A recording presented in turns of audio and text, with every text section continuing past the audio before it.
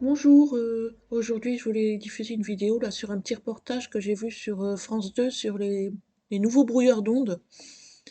Et si de notre côté, les harceleurs ont sans doute fait évoluer le matériel depuis des années pour nous cibler par les ondes, les brouilleurs d'ondes évoluent aussi. Donc même si ça reste illégal, les brouilleurs d'ondes, dans l'absolu, leur développement peut aussi, peut-être à terme, nous aider. En tout cas, la petite pastille là, de vidéos, ça, de reportages, ça m'a intéressée. Donc voilà, bah, elle suit là maintenant. C'est une forme de sabotage qui peut avoir des conséquences graves. Les opérateurs téléphoniques, les diffuseurs radio, télé et même l'armée sont confrontés au brouillage de leurs ondes. Qui sont les pirates? Comment procèdent-ils? Nous avons suivi les contrôleurs de l'Agence nationale des fréquences qui traquent ces brouilleurs. Odile Longval, Denis Sébastien et Nicolas Baker. En seulement quelques minutes, ces hommes cagoulés, pieds de biche à la main, forcent les portes de cette épicerie. Cambriolage express, sans déclencher d'alarme. La scène se déroule dans ce magasin de Port-des-Barques, en Charente-Maritime. Ils sont restés à peu près 10 minutes, 8 minutes dans le magasin, donc c'était assez rapide. Donc vraiment, c'était tous les alcools forts qui étaient ici. 20 000 € de préjudice, et ce soir-là, le système de protection du magasin est comme paralysé. Une fois qu'ils vont rentrer, l'alarme ne se déclenche pas. La société avec qui je travaille, JDC, ne m'appelle pas, parce que normalement, dès qu'il y a un petit truc, ils appellent pour dire qu'il se passe quelque chose, ou eux, ils contactent directement la gendarmerie. À aucun moment, j'ai été averti. En fait, ils sont rentrés, ils sont sortis, comme si c'était rien passé, tout simplement. Le détecteur de mouvement aurait dû déclencher l'alarme. Mais d'après la société de protection, les délinquants ont utilisé un brouilleur pour perturber les ondes et neutraliser le système. Ces brouilleurs, les voici. Un appareil comme celui-là, ou encore un boîtier plus discret. Alors là, j'ai arrêté l'image parce que le brouilleur d'ondes qu'on voit là, le petit boîtier connecté à je ne sais pas quoi, hein, je m'y connais pas assez, mais enfin c'est très miniaturisé par rapport à l'image d'avant qu'on a des brouilleurs d'ondes, et ça permet quand même d'arrêter pas mal de choses.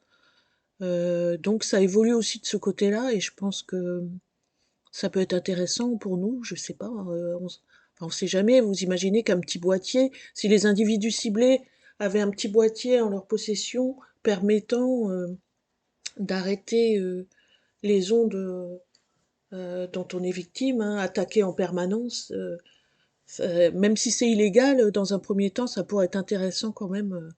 Vous imaginez, vous avez le petit boîtier sur vous, puis au moment où les harceleurs commencent à s'exciter à l'idée de vous attaquer, pouf, ça bloque. Enfin, on peut toujours un peu rêver. Toujours est-il que ça se développe aussi de ce côté-là, et je trouve ça intéressant. Voilà. Alors la suite, c'est pas mal non plus. Je vous laisse écouter et regarder. Un petit dispositif capable de dérégler d'énormes infrastructures. À l'aéroport de Nantes, par exemple, des avions sont restés cloués au sol, dérangés par un petit brouilleur GPS à proximité. Il y a aussi ce match de Coupe du Monde de rugby en septembre, où des interférences gênent les communications d'un arbitre.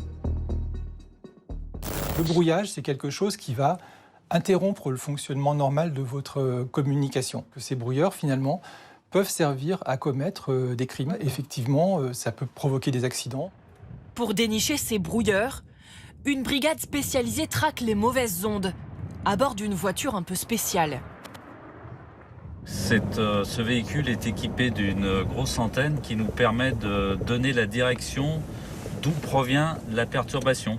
Comme souvent, c'est un opérateur mobile qui les missionne à cause d'interférences sur une de leurs antennes. Ici, nous avons la perturbation et la direction d'où vient cette perturbation. Donc, par exemple, ici, il faudra tourner à gauche. Donc, on va prendre la première à gauche, là. Leurs instruments les guident jusqu'à cette entreprise. Nous sommes de l'Agence nationale des fréquences. Ici, le parasite est un répéteur, un appareil acheté sur Internet qui permet de mieux capter le réseau. On a le droit de l'acheter, mais on n'a pas le droit de l'utiliser. Donc je pense que c'est là où on était la limite. Et non, je pensais pas que ça pouvait brouiller les ondes comme ça. L'entreprise semble de bonne foi et ne sera pas poursuivie si elle arrête l'appareil. Mais selon la loi, un utilisateur de brouilleur d'ondes s'expose à une peine pouvant aller jusqu'à 6 mois de prison et 30 000 € d'amende. Alors à la fin du reportage, là, on apprend que ceux qui utilisent des brouilleurs d'ondes s'exposent à 6 mois de prison. On aimerait bien savoir à quoi s'exposent les personnes qui attaquent via le détournement des ondes, qui attaquent des personnes ciblées en brisant leur santé et à terme leur vie. On aimerait bien savoir à quoi ces personnes-là s'exposent. Peut-être dans une prochaine vidéo, on saura, hein, quand l'omerta sera enfin rompue sur l'existence du détournement des ondes à des fins malveillantes.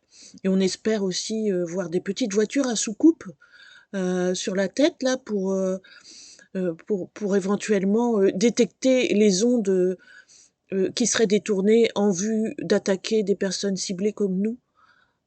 Voilà. Il n'y a pas de raison que ça n'existe pas, puisque à l'inverse, ça existe pour détecter les brouilleurs d'ondes. Voilà, on y croit fort, hein, parce qu'on peut toujours rêver, comme je l'ai déjà dit tout à l'heure. Sinon, bon courage à toutes les cibles et à plus tard.